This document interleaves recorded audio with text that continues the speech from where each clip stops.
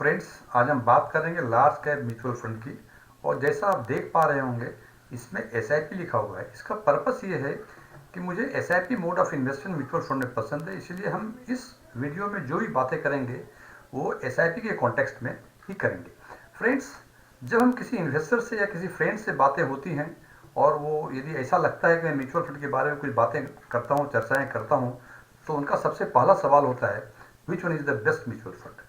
और इसका जवाब देने में थोड़ी सी मुझे एम्बेरसमेंट फील होती है, क्योंकि इन माय ओपिनियन हमें लगता है कि none of the mutual fund is best, rather it is the right mutual fund instead of best mutual fund. ये इसलिए ऐसा होता है कि जो म्यूचुअल फंड आपके लिए बेस्ट है, हो सकता है ये दूसरे के लिए बेस्ट ना हो, क्योंकि ये डिपेंड करता है बहुत सारी चीज़ों पर। सो वी कैन से कि हमें राइट म्यूचुअल फंड का चुनाव करना चाहिए। Right means it is specially for me, it is tailor made. और ये राइट रॉन्ग डिपेंड करता है मुख्यतः दो चीज़ों पे। एक आपका रिस्क प्रोफाइल, आपका मीन्स इन्वेस्टर्स का। दूसरा आपका फाइनेंशियल गोल और योर एक्सपेक्टेड रिटर्न। और ये रिस्क प्रोफाइल जो है, ये कई सारे फैक्टर्स पे डिपेंड करते हैं। फॉर एग्जांपल एज, उसकी लायबिलिटीज, उसके अदर फाइनेंशियल सपोर्ट्स क्या है। और एक्सपेक्टेड रिटर्न मीन्स आप 2 साल में कितना चाहते हैं, 4 साल में कितना चाहते हैं, 10 साल में कितना चाहते हैं। यदि कम समय में अधिक आपका बड़ा फाइनेंशियल गोल है, तो इसमें दो ही चीज़ें करनी होंगी। या तो इन्वेस्टमेंट का अमाउंट बढ़ाना पड़ेगा, या आपको अधिक रिस्क लेना पड़ेगा। अधिक रिस्क लेने की स्थिति में संभावनाएं ये भी हैं कि आपको लॉस भी हो जाए, और ये भी संभावनाएं हैं कि आपको अच्छा रिटर्न, जो आपने गोल सोचा है वो गोल मिल भी जाए, लेकिन उसमें रिस्क यदि होंगे तो रिस्क बड़ी होंगी। सो ये हर इन्वेस्टर्स के परसेप्शन पे डिपेंड करता है कि वो कौन सा फंड चुने, वो कितना रिस्क लें और कितना एक्सपेक्टेड रिटर्न वो चाहते हैं। अब हम बात करते हैं लार्ज कैप म्यूचुअल फंड की। जैसा कि हम जानते हैं कि लार्ज कैप म्यूचुअल फंड एक ओपन एंडेड इक्विटी स्कीम है, और इक्विटी स्कीम में क्वालिफाई करने के लिए उनको अपना इन्वेस्टमेंट कम से कम 65% इक्विटी या इक्विटी रिलेटेड सिक्योरिटीज में इन्वेस्ट करना होता है। तो ये तो निश्चित रूप से लार्ज कैप को भी कम से कम 65% इन्वेस्टमेंट इक्विटी या इक्विटी रिलेटेड सिक्योरिटीज में करना चाहिए। लेकिन 65% is the definition of mutual fund, but here there is large cap mutual fund. So we can say that large cap एक ओपन एंडेड इक्विटी स्कीम है जो अपना 80% या उससे अधिक इन्वेस्टमेंट इक्विटी या equity related large cap firm में करता है। इसका मतलब ये इक्विटी स्कीम 80% या उससे अधिक इन्वेस्टमेंट लार्ज कैप के इक्विटी में करता है। अब सवाल है कि लार्ज कैप क्या होता है। लार्ज कैप का मतलब किसी बेंचमार्क इंडेक्स में मार्केट कैपिटलाइजेशन के हिसाब से जो कंपनियां 1 से लेकर 100 तक रैंक होंगी, वो सारी कंपनियां लार्ज कैप कहलाएंगी। और लार्ज कैप म्यूचुअल फंड अपना 80% या उससे अधिक इन्वेस्टमेंट इन्हीं एक से 100 तक के कंपनियों के बीच में इन्वेस्ट करेंगे। वो mutual fund large cap mutual fund कहलाएगा। अब बात करते हैं कि large cap mutual fund suitable किन लोगों के लिए है। ये सुटेबल उन लोगों के लिए है जो कम से कम 10 साल के अराउंड इन्वेस्टमेंट में बना रहना चाहते हैं, और जिनका expectations relatively less volatile return है, और या कह सकते हैं कि जिसका एक्सपेक्टेशंस स्टेबल रिटर्न की बात है। स्टेबल रिटर्न, ना अधिक काफी अधिक, ना काफी कम, बीच का। चूंकि ये लेस वोलेटाइल है, इसलिए इसमें पॉसिबिलिटी ऑफ लोअर लॉस की संभावना है, अधिक लॉस की संभावनाएं नहीं है। फ्रेंड्स, जैसा मैं जानते हैं, आप भी जानते हैं, mutual fund is subject to investment risk.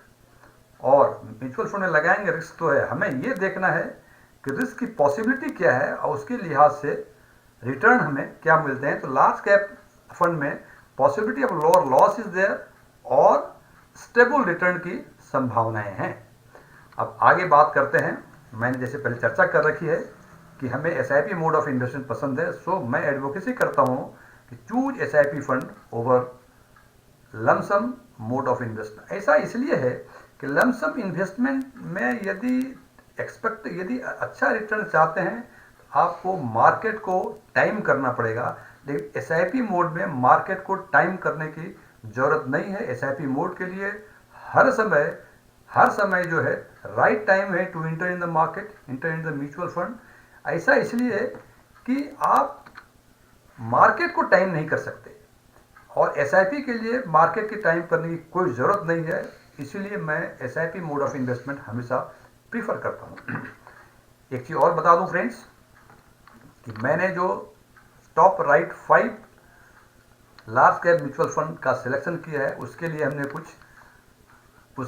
कुछ पैरामीटर्स डिसाइड किए हैं, जिसमें से सबसे पहला पैरामीटर है एसेट साइज, जिसका कि मिनिमम साइज 500 करोड़ है।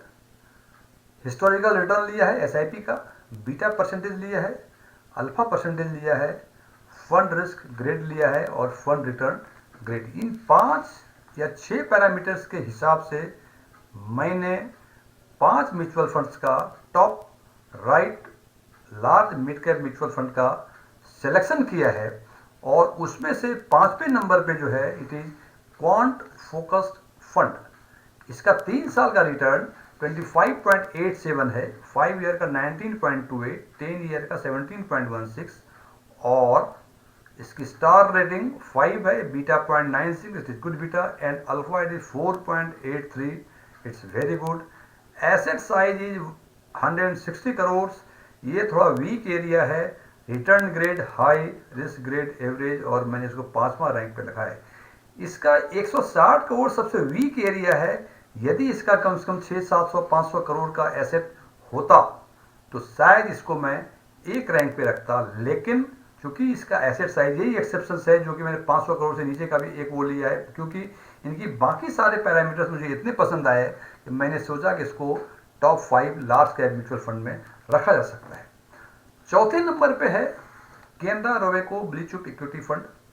इसका 3 साल का रिटर्न 17.80, 5 साल 16.25, 10 year 14.38, beta 0.86 is very good, alpha 1.46 it is good, but when we compare with quant वो ये गुड नहीं है। एसेट साइज 8,548 करोड़, बहुत अच्छा है। Return grade H, risk grade low, rank 5। 3 number पे रखा है हमने IDBI India top equity fund. 3 साल का रिटर्न केनरा रोबेको से बेहतर, 5 साल का रिटर्न भी केनरा रोबेको से बेहतर, 10 साल का थोड़ा कम, 1% के आसपास कम, star rating 3, beta 0.91, alpha 1.06, 602 crore का एसेट, लेकिन रिटर्न एवरेज और रिस्क ग्रेड जो है ये बिलो एवरेज है। इसके लिए हमने इसको 3 रैंक पे तीसरे स्थान पे रखा है। और दूसरा स्थान है ICICI prudential blue chip fund. 3 साल का रिटर्न 21.72 इट्स गुड, 5 साल का 16.42 ऑलमोस्ट आईडीबीआई के आसपास, 10 साल का return 14.34 it is almost Canara Robeco के आसपास, 5 star rating, beta is 0.94 it is good, alpha is a bit low, asset size very good, return grade it is above average and risk grade is below average. So I have placed this fund at second over IDBI and Canara Robeco Equity Mutual Fund. और पहला number पे है it is Nippon India large cap fund.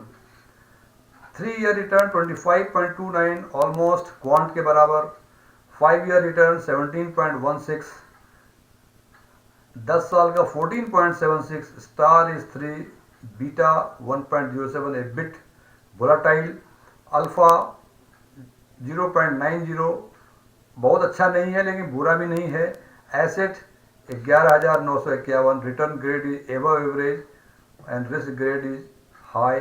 और इसमें सबसे अच्छी चीज़ें हैं जो इसमें दिख नहीं रही है कि इसकी जो लाइफ है ये कम से कम 15-20 साल पुरानी फंड है ये, इसलिए ये फंड मुझे सब फंडों के ऊपर नंबर 1 पे रखना पड़ा क्योंकि इसकी कंसिस्टेंसी है पिछले 18 साल 19 साल के आसपास से, बाकी सारी फंडें 15 साल से नीचे की हैं।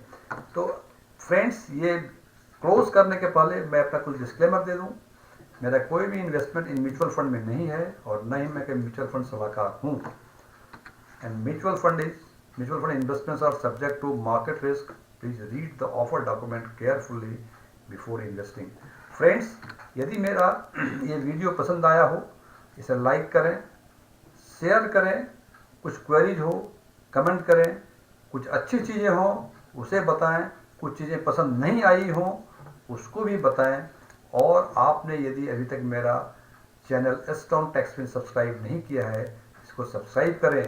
फ्रेंड्स, मैं डायरेक्ट टैक्सेशन पे और म्यूचुअल फंड पे कई सारे वीडियो बनाया करता हूँ, उसका या तो आप प्लेलिस्ट में जाके देख सकते हैं या म्यूचुअल फंड का इसके डिस्क्रिप्शन बॉक्स में देख सकते हैं। और डायरेक्ट टैक्सेशन के लिए डायरेक्ट टैक्सेशन का कोई भी वीडियो खोल के उसके डिस्क्रिप्शन बॉक्स में सबों का लिंक दिया हुआ है।